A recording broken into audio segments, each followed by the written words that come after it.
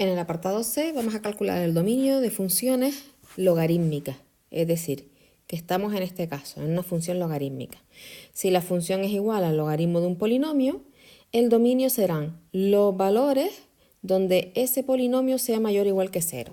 ¿Por qué ocurre eso? Porque solo se puede calcular el logaritmo neperiano de valores mayores que 0.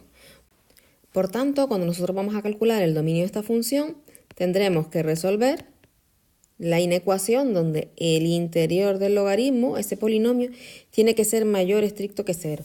Antes en las funciones irracionales hacíamos mayor o igual que 0 porque se puede calcular la raíz de 0, pero el logaritmo neperiano de 0 no se puede calcular. Al resolver esta inecuación me quedan los valores de x mayores que 3, es decir, que si yo tengo aquí el 3, lo pinto con un círculo, pero sin sellar, sin pintar de todo, porque el 3 no se coge, no aparece un igual, y son los valores mayores que ese 3. Por tanto, si esto lo escribo en forma de intervalo, será el 3, que lo pongo como un paréntesis porque no se coge, hasta el más infinito. Y ese será el dominio de la función f. Los valores que pertenecen a este intervalo, porque de esa forma conseguimos calcular el logaritmo neperiano de un valor positivo. La segunda función es el logaritmo neperiano de 2 menos x. En este caso, el logaritmo neperiano aparece solo como una L. En algunos libros lo encontramos solo como una L. Lo mismo, calcular el dominio, tendríamos que resolver la inecuación. ¿Qué inecuación? Pues la que está en el interior del logaritmo, porque los valores que están en el interior del logaritmo tienen que ser mayores de 0. Por tanto, tendría que 2 tiene que ser mayor de x. Es decir, que si lo leo a partir de la x tiene que ser menor que el 2.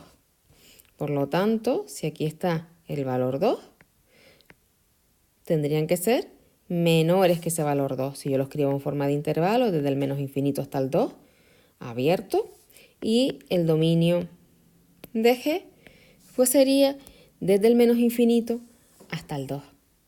La siguiente función es el logaritmo neperiano de 1 menos x al cuadrado. Es lo mismo, lo único que ahora nuestra inecuación es de segundo grado. Tendríamos que resolver la inecuación resultado del interior del logaritmo, hacerlo mayor que 0. Al resolver una inecuación de segundo grado, lo primero que hacíamos era resolver la ecuación y después estudiar el signo. Entonces, si resolvemos la ecuación 1 menos x al cuadrado igual a 0, pues tendremos que 1 es igual a x al cuadrado, al quitar el cuadrado, más menos la raíz de 1 es igual a x, y por tanto de aquí me queda que la x es igual a más menos 1. Y ahora lo que hacemos es representarlo para estudiar el signo, porque nosotros lo que buscamos son los valores mayores que 0, los positivos. Entonces, si representamos, tenemos aquí el menos 1, que es más pequeño que el 1. Los representamos abiertos, es decir, sin sellar los puntos, porque nuestra inecuación es mayor estricto. Entonces, si nosotros nos fijamos, 1 menos x al cuadrado es una parábola, y como el valor que está delante de la x al cuadrado es negativo, eso significa que la parábola va a ser convexa. Es decir, que antes del menos 1 va a tener valores negativos y después del 1 va a tener valores negativos. Y entre el menos 1 y el 1, los valores van a ser positivos. Como estamos buscando los positivos, nuestra solución serán los valores que están aquí en medio. Es decir, desde el menos 1 abierto hasta el 1 abierto. Y este intervalo será el dominio de la función h. Ahora vamos a calcular el dominio de la función r, que es el logaritmo neperiano de x cuadrado menos x menos 2. Lo mismo, como tenemos un logaritmo neperiano, tendríamos que resolver la inecuación que se obtiene al hacer mayor que 0 el interior del logaritmo. Como es de segundo grado, lo primero que vamos a hacer es resolver la ecuación y después estudiar el signo. Resolver x al cuadrado menos x menos 2 igual a 0, que al tratarse de una ecuación de segundo grado, si recordamos la fórmula, era menos b más menos la raíz de b cuadrado menos 4ac partido de 2a. Y en este caso tenemos que la a es 1, la b es menos 1 y la c es menos 2. Pues al sustituir tendríamos menos b, que sería 1, más menos la raíz de b cuadrado, que es 1, menos 4 por 1, que serían menos 4, y por menos 2, que serían 8. partido de 2 por a, que es 2. 2 por 1, 2.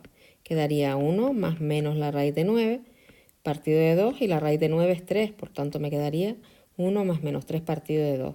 Y obtenemos dos valores para la x. El primer valor, que es 4 partido de 2, que es 2. Y el segundo valor, que sería 1 menos 3, que sería menos 2 partido de 2, que es menos 1. Ya hemos resuelto. Ahora representamos para estudiar el signo. Representamos sobre la recta real. Al representar sobre la recta tendríamos que el valor más pequeño es el menos 1 y el valor más grande es el 2. Como lo que tenemos es un mayor estricto, pues lo único que tendremos que hacer es colocar los puntos abiertos. Y ahora estudiamos el signo.